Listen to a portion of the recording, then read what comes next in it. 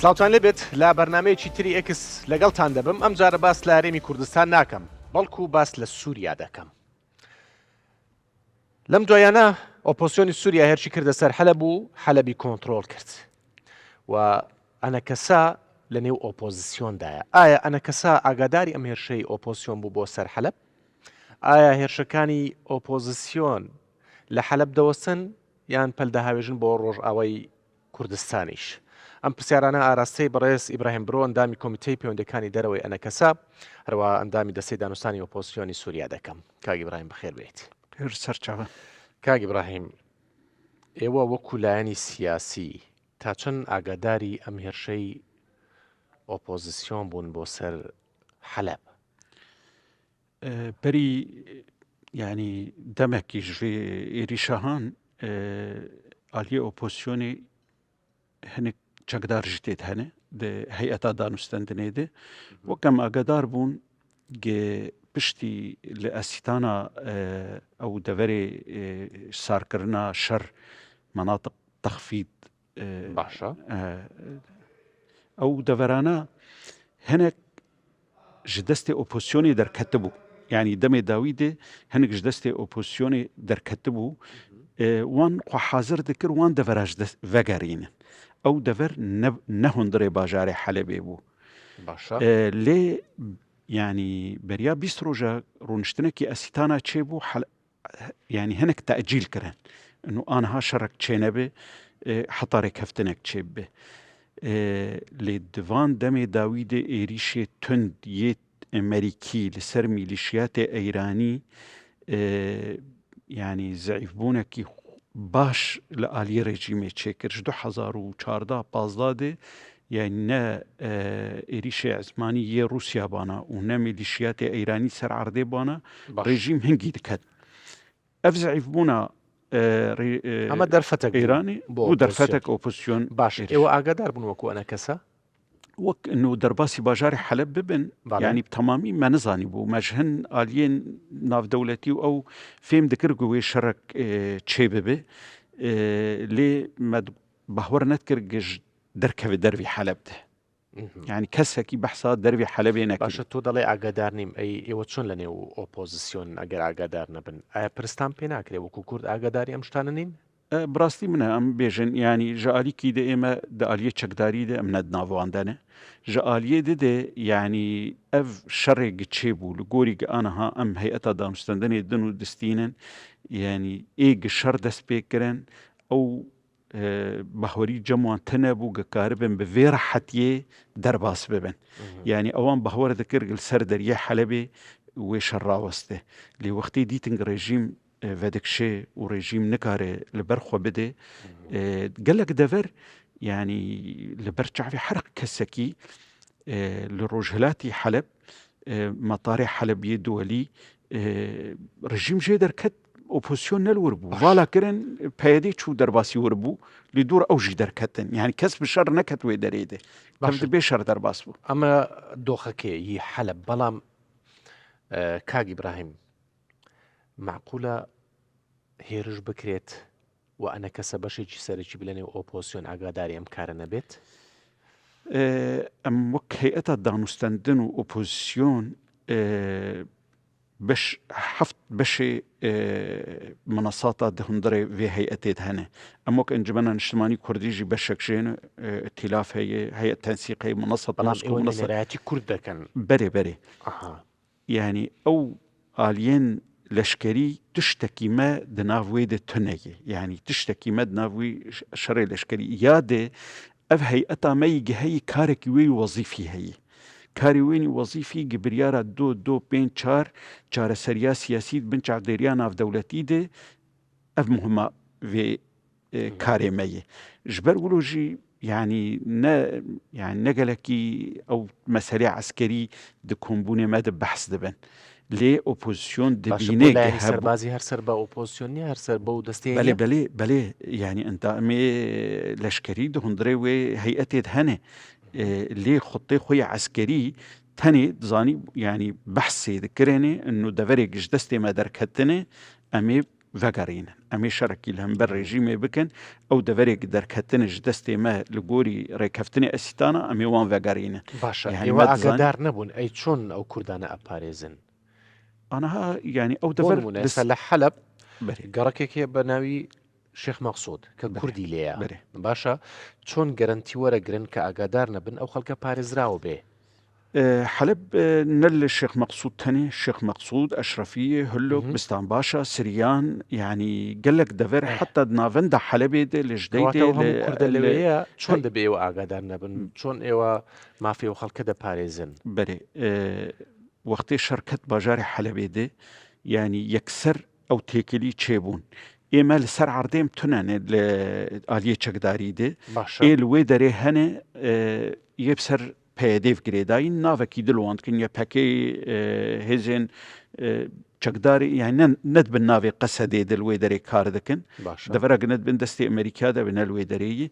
ئێمە ینی ئەم ئاگدار بوون و خەلکی کورد ژمالی خوێ دەرنەکەون ji ber کەس نێزیکی وان نابێ کەس نێزیکی کووردا نابوو وان بزۆرێژ ماڵێ وان دەرخینێ لێ مەخابن یعنی ڕاگەهاندنە بوونە چییە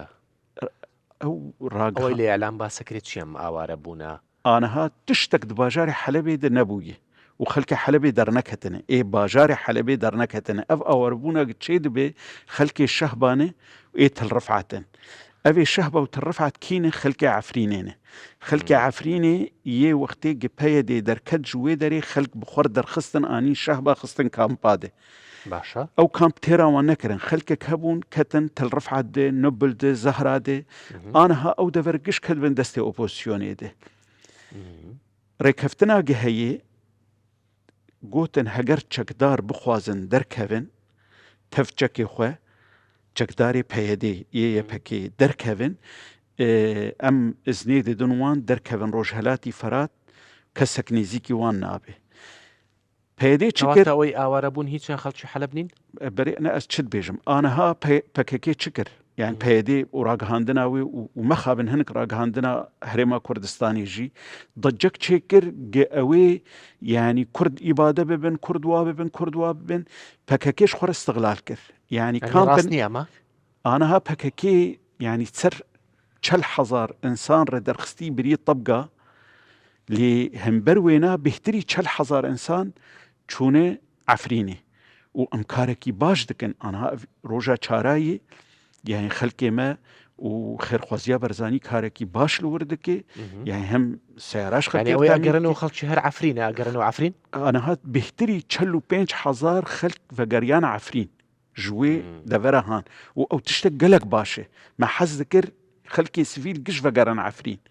لێ مەخابن ژە ئالیکی دێ خەلکێ چەکدار دەرکەتن عائلاتی خۆ بخۆر دەرخستن ماڵباتی خۆ بخۆر دەرخستن مەجبور بوون ئەوانە ژە ئالیکی هەنێک خەلک ترساندن ئەنه هوون ڤەگەرن عفرین ئەوێ تونتیژی لێ هەمبەرەوە ببێ و کوشتن ببێ ئەو بێ خەلکێک هات خاپاندن دەرکەت یادێ چماوێ ینی پرۆپۆگەندا چێ دکن ژە ئالیە ناودەوڵەتی دەبێژن کورد بزۆر تەهجیر بوونێ ئەو حەتانەها تشتێکی ولۆ چێ نەبوویە کەس ئەو کوردانی خەڵکی حەلبن ئاوارە نەبوونەوە یێ باژاری حەلب شێخ مەقسوود ئەشرەفیە حارەتی دێ یێگە دەردکەوێ دەڕ عفرین ئێوە لەسەر هێڵت ئەم لەسەر هێلن یێگە دەردکەوش حەلب دەڕ عفرین نارە طبقە دڕ ماڵێ خوێ نکاری بوون بچوانە عفرین ئانها دکارن هەبە عفرین کاگی برایم گلەیەک لێوە دەکرێوەکو ئەنە کەسا ئەڵێن ئەچن ئەوە قسێ و ئەوانەها ئەڵێ چن هاوپەیمانی لەگەڵ تیرۆریستەکەن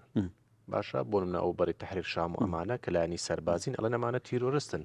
ئەنا کەسە بۆ چێ هاوپەیمانی لەگەڵ ئەوانە کە و ناچێتەوە ڕۆژاوای کوردستان سیاست بکە هەیە تەحریر شام سەر لیستەیە ترۆرەیە لێ هیچ نونەرێ وێ دەناو ئۆپۆزیسیۆنی تنەنە نونەرێ هەیە تەحریر شام تنەنە نونەرێ چەکدارێ گرێداینە بە ئەتیلافە سووریڤێ ئەو دە ئۆپۆزیسیۆنێ دەنێ یەک گرێداینە تورکیاوێ ئەو دە ئۆپۆزیسیۆنێ دەنێ هەیە تەحریر شام لە تورکیا خۆشی سەر لیستە ترۆرەیە هەیە تەحریر شام بەرێ ناوێ جەبهەتە النەسرا بوو جەبهەتە النەسرا گرێدای قاعیدێوێ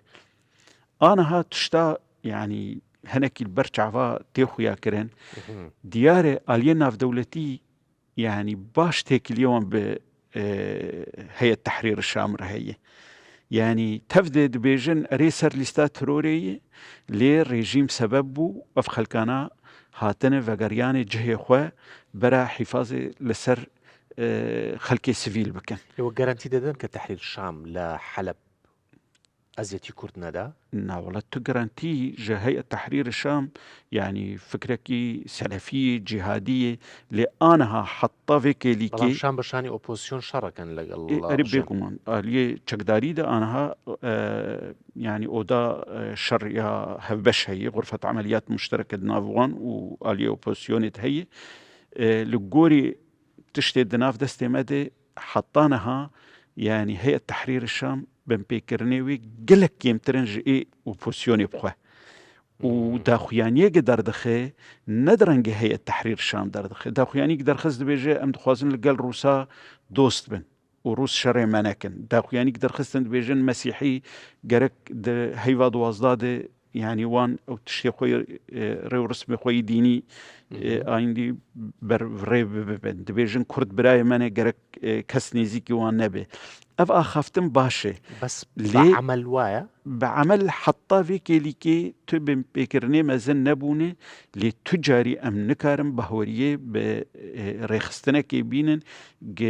دريستا تروري ديو حطان هاجي در نكتي شوي دو فرده هنك اخافتن هنه بلكي خو حل بكن بلكي جوهرتنكي خود ناف خود بكن وهناك اقداريج الجمع هنا آليين ناف يعني تحرير دولتي الشام هەڵبۆشێتەوە ببنە بەشێک لە ئۆپۆزیسیۆن؟ تشتكولو او في اخافتنا دكن يعني اخافتنا كي بفيرنجي جوان دركتي انه نزيك او هالدوشن ودبن بشكي سياسي وعسكري اوبوزيوني باش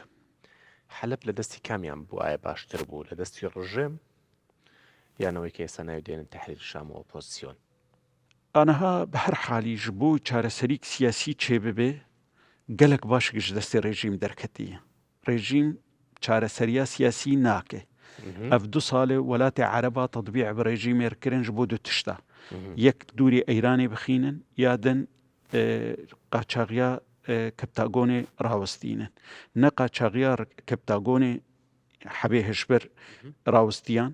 و نە تێکیلیە ڕێژیمێ بە ئەیرانێ ڕقود بوون دڤان دەمێ داوی دێ یەکیتیا ئەوروپاژی هەنێکی استراتیجیا خۆ لەسەر سووری گوهرت نونركي خو لسوري دانينه ايطاليا سفارتا خو وكيلي جبر ولوجي ريجيم دبينه جچاره سريا سياسي نگركي وي او سركتي ودفي او نبي يعني لا دانوستانا كان واعي بين شكتو اندامي طبيعي ما ما افتشتا بري 10 رجال بروكسل بري في شري ب 5 رجا مال بروكسل جحمو بربرسن يكيتيا اوروبا رغوتنه مال جنيفج غير بيدرسون رغوتي مال فرنسا وزاره دروي فرنسي رغوتي ريجيم خناد برچاره سريا سياسي ريجيم بيجي از بسركته روسيا جيت بيجي باش ريجيم بسركتي وچما چاره سريا سياسي انها تشتكي نه لسر عرضا سوري تشيدبه وقتي حلب در وهيدي برب حما درن إيرو اما السيناريو بو أنا السيناريو يعني ده آلية أوبوزيوني ده حاضرية خو كرني قدوي لسر عرضي خو خورد بكن حتى قريجي شوين ببي الشر كنترول كرا الشر تيدا نكرا الشرط ده نكري جبر إجابات سكيشي زوريان جهش تو رژيمي سوريا أف درفتا هست كري أو سيناريو يك بيت شتيك روب داد اف درفت اوبوزيوني ستند ضعيف بونا ايراني لي تشتا اجي باش نايف عم كرن بيتشما روسيا دروجي بيشي سيروجي بيشي يعني اريشي زماني نكر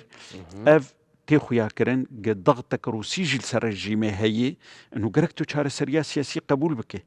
حلا سياسي يعني برجواندي روسيا وايران راست حليفة هفن لسر خاكا سوري لي برجونديه وان جدانش هف ايران دك هفو ولات اكيد خواز برياراوي ولاتي قش دستوي دبه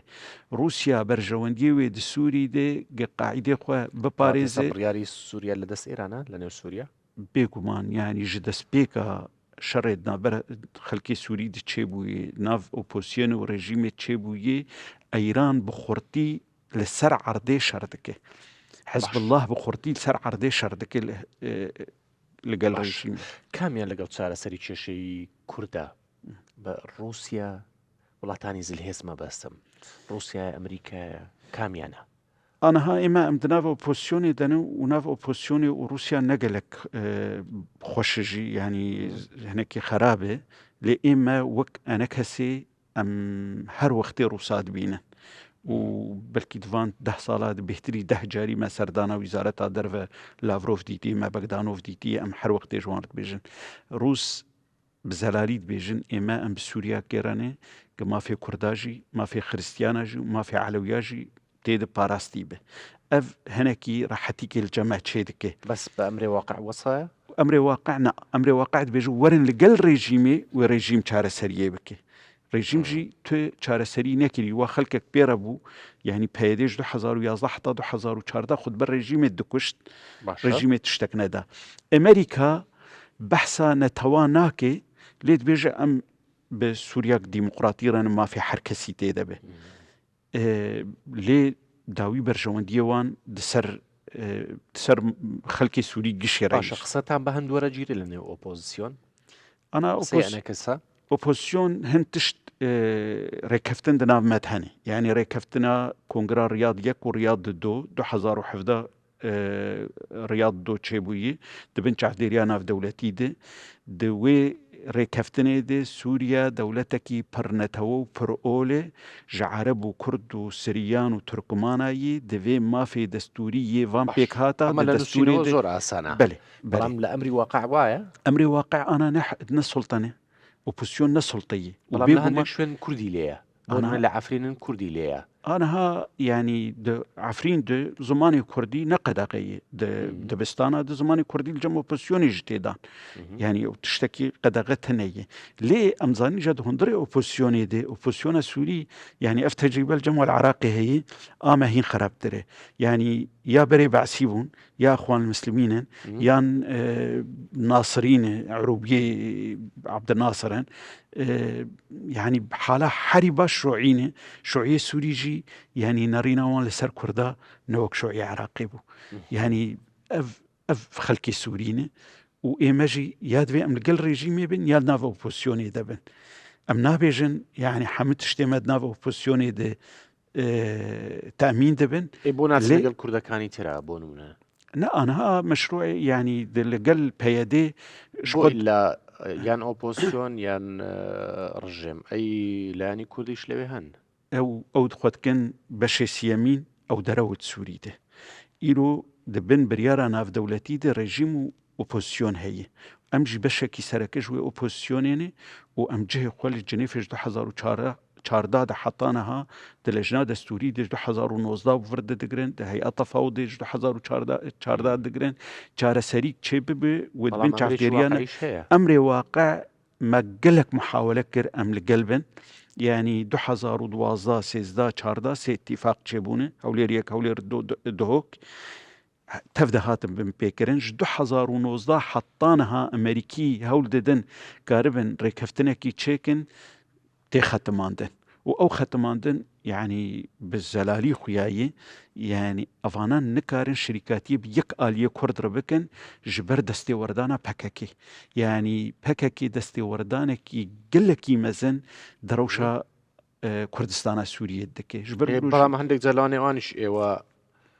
بخطا بار بزانن أرن مشتك خطاي من يا خطاي أوانا باش خطاي ما أم بخلكي سوري ردوي بجن چاره سريكي وأم نبهورن كسكي دي تمام وانا لقى الامريكا كار كرن لقى الروسا جي كار كرن لقى الايراني جي كار كرن كي ضمانكي دايوان قال درفي سوري او چاره سريك جوان ربيديتن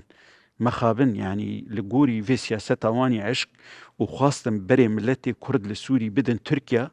كأنه دوزا مال تركيا اف حفتي صال لهم بر في ريجيمي ما بصدا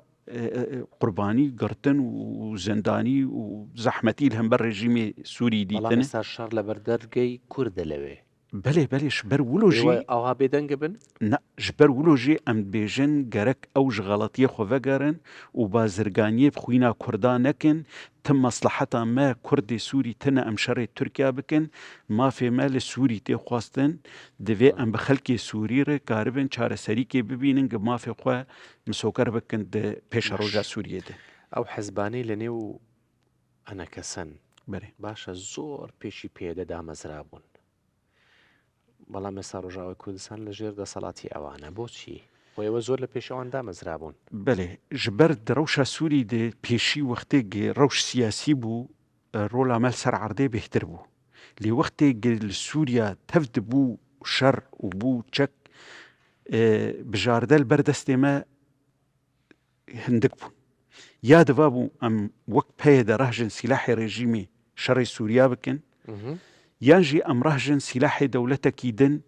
و بتایبەت ژیە ترکیا ئەم شەڕی پەکەکێ بکەن ما دەستی خۆ نەخستخوینە سووریا دژی و ئاکوردا دژی بۆ ئەوان ئامادە بوو شەڕ لەگەڵەوە بکەن بێگومان یعنی ئەوان ئامادە بوون و ڕێژیمە سووری ئەو تەکلیفکردن 2011 تەوی گناوان یعنی ژگرتنا ئۆجلاندە حتانی 2011 ساربوونەك دناوان هەبوو لێ ڕێکەفتن هەنێ دناوان و ڕێژیمێ 2011 دەریا ئەیرانێرە گە ئەوێ دەڤەرێ کوردی بهێلن گلگەل ڕێژیمێ بن نەلگل ئۆپۆزیسیۆنێ بن و حتا خۆپێشندانێمە خۆپێشندانە دێ ئەم دەکردن گەلک خەلکێمە هاتن گرتن وندانێ خەلک شەهید شەهیدەکانتان پاراستە باوان شەڕی ئێوەیان دەکرد ئەوان دەگوت دەوێ ئەم نەکەون ناو ئۆپۆزیسیۆنێ دێژ بەرگوێ وەک دەرعا وەک حومسێلمە بێ لێ مەخابن ئیرۆ دەهێلن گە خەلکێکی دن ئیژا بێ عەردامە حکم بکێ ئۆپۆزیسیۆن و معارەدە و تورکیا و دەر یعنی ئەف پلانێک بوو لە دژی کووردا گبدەستێ پەکەکێ هاتکرە ئەم لەم قسەیە توە ئەی خوێنمەوە کە ئیدی ئۆپۆزیسیۆن لەم شوێنانە ناوەستە لە حەلەب دێت بەرەو ڕۆژاواش ئەو دەستێ تورکیا دەیە تورکیا بە دەنگێکی بلند بێژێ دەوێ چ تشتێکی گل پێە دێڤگرێدایی بێ قەسە دێ بێ یەپەکێ بێ پێە دێ بێ دەوێ 30 کیلومتر ji sînorê min dûr bikevin. Ev rêkeftin li gel Amerîkaya jî 2018 kiriye û li gel Rûsya jî 2019 kiriye. Aniha Tirkiye dawê li Amerîka jî dikir Rûsya jî dikir bêje ew rêkeftin we bicî nekirine. Ev xeterekî mezin e. جێبەجێ دەکات تورکیا Tirkiye musir vêne bicî bike. Lê derfetek heye hîngê Amerîkî li wê derêne em karibin hem yekrêziya Kurdî çêkin hem itîfaqekî bikin ge ew deveraya îdara wê bi destê Kurda bêkirin bi destê Erebê deverê bêkirin tamam yani bo qesedê yani ısrar bike gi Tirkiye têkevê bilxirkekî din îdara wê deverê bike yani ew dever bajarokê Kurda giştê dene îro Kurd jî amade ne Xristiyan jî amade ne Aşûrî, Siryanî, Turkmanî, Ereb çi xelkekî gil wê deverê hebe em karin îdarekî medenî li wê derê ئەو شوێنانەی کە ئێستا لەژێر دەسەڵاتی ئۆپۆزیسیۆنن ئەو شوێنانەی لەژێر دەسەڵاتی ئۆپۆزیسیۆنن ئێوە دەستان تێدا دەڕوە چکاندان لە نێو ئۆپۆزیسیۆن و هاوپەیمانیشن و ڕێکەوتنیشتان هەیە ئەو gelek xilafat name opozîsyonê de hene tevî em di nav deniş ber bin pêkirinê mezin hatin kirin li Efrînê ji Serêkaniyê jî aniha berdewam yani karek heyî di nav me wan de ge em çawa karibin wan bin pêkirina tu nebikin yan jî kêm bikin yan ew bikin hin cara em mecbûrin wî tiştî ji Tirkiya dixwazin ji ber yani tesîra Tirkiya derecayekê ew li ser wan heyî bêhtir ji a opozîsyonê li ser çekdara heye لە حەلەب دێنەوە ڕۆژاوای کوردستان ez bawer nakim ji wî alî werin ê wan sînorê wan heger bên tên min biç yani ji wî mihwerî de min bice من بجێ سا دۆرپێز کراوە lê heger yani Tirkiya dest pê bike yani yan ji Tel Abyad berê xwe din Kobanê yan ji Serêkaniyê berê xwe din Dirbêsî û Amûdê ئێوە هەر لێرە بن ئێمە ئەم بێژم bi çi halî be divê millet dernekeve penaberî çênebe ji ber tecrîba Efrînê û Serêkaniyê gi peyedê لێرە دەبن لە هەرێمی کوردستانە بن ناچنەوەوێ aniha ême ناچن بەرگری لەو خەڵکە Yême milletê me heyl wê derê û serkirdayetiyê me li wirin û Encumena Niştimanî Kurdî 15 partî tê de ne bi kêmayî 12-13 sekreterê wan partiya tevî zehmetiya û tevî astengiya û tevî girtina jî li Rojavayê Kurdistanê ne li Qamişloan li Amûdê Dêrikên li her deverê ne tevî zehmetiyê peyedê ji wan re çê dike jî زۆر باشە سپاس بۆ بەڕێز ئیبراهیم بڕۆ ئەندامی کۆمیتێ پەیوەندیەکانی دەرەوەی ئەنە کەسار و ئەندامی دەستی دانووسانی ئۆپۆزیسیۆنی سووریاکە لەگەڵمان بووی زۆر سپاس بۆی وەشکە بینەرەمان بوون تا بەرنامەیەکی تر هەر لە خۆشیدا بن